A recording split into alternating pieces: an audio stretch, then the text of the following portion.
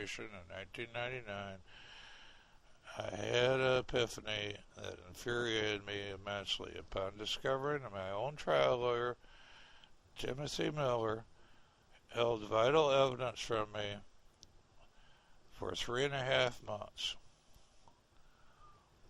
Mr. Miller received the Cry-Fulton Statement Crime Stopper reports January 19, 1999. And this information wasn't divulged to me until April of 1999, just 30 days before the first trial. And everything started to put itself into perspective of why the crime in itself was inflicted on me. Timothy J. Miller crucially undermined the trial outcome. Miller didn't call the officer who constructed the scene diagram, R. Layton, to testify at the trial, or Detective L.A. Van Buskert, who interviewed Christy Schmidt 30 to 40 minutes after the crime took place, and Timothy Gather was excluded from testifying in the second trial by Miller without my knowledge until the middle of the trial. Miller never held one evidentiary hearing in concerns of the Christy Schmidt identification, which is by law unreliable just by distance alone. Miller did not investigate or prepare for a trial, and his trial performance was very meek towards the prosecution. Miller made too many simple mistakes, which leads me to believe that he was working with the prosecution. This case is not a complicated one at all. Timothy Miller was a vital chess piece that compelled a false conviction on me, an innocent man. The thought echoes through my mind as a sham artist,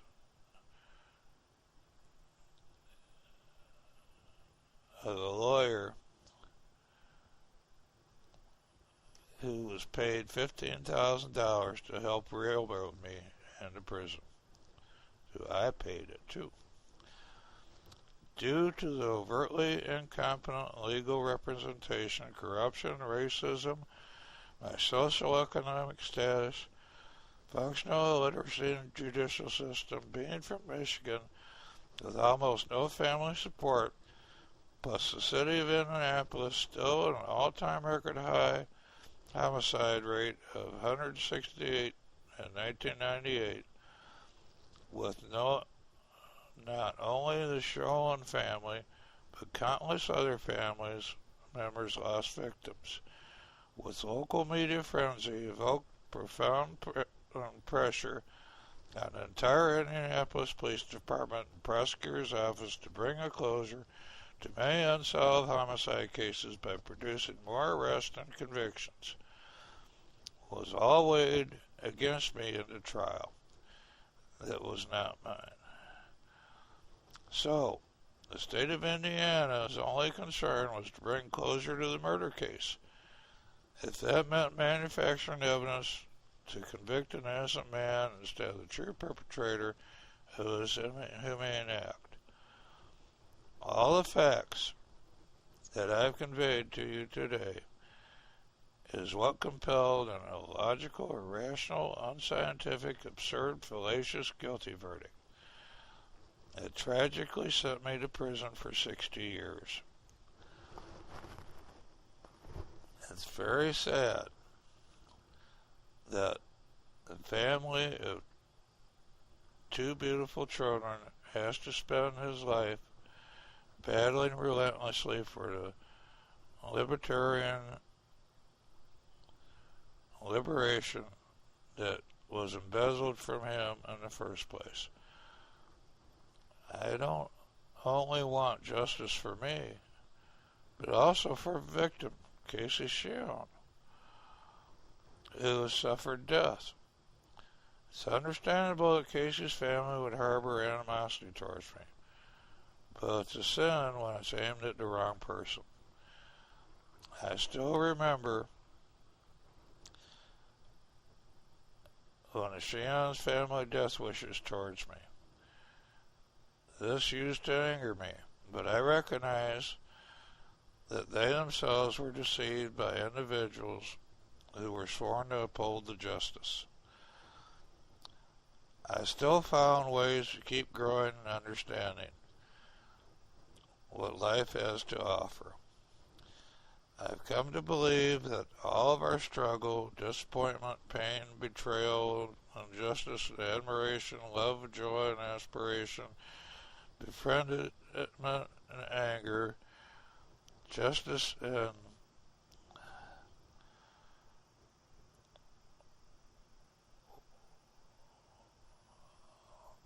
we experience in our life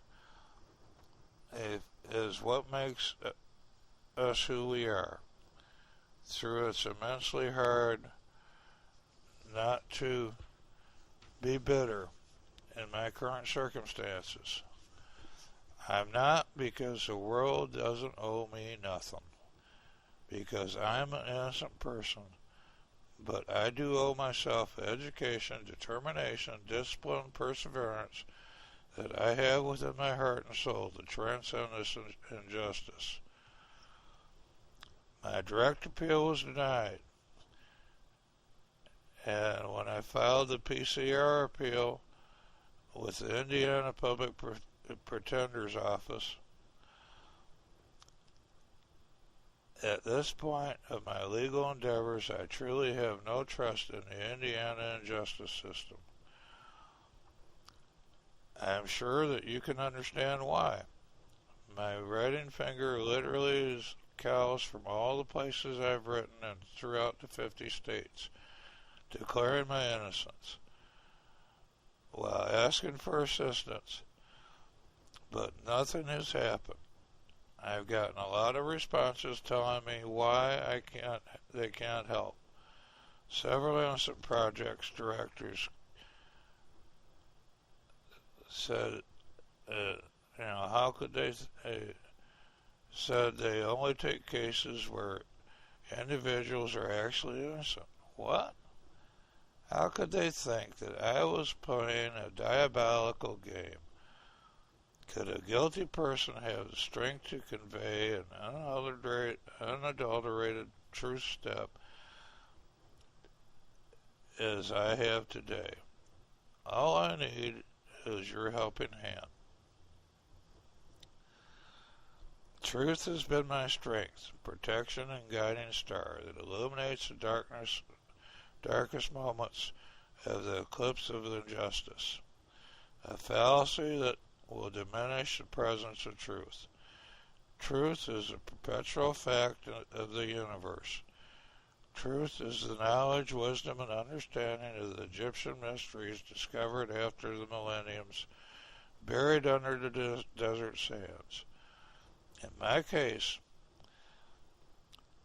I don't have duration on my side. Every day I awaken in prison, a lost piece of my existence. I immediately need assistance. My name is Leon Benson, and this is my battle cry of innocence. If you know of anybody that can help Leon, please write him. Leon Benson, number 995256, WVCF, P.O. Box 1111, Carlisle, Indiana, 47838.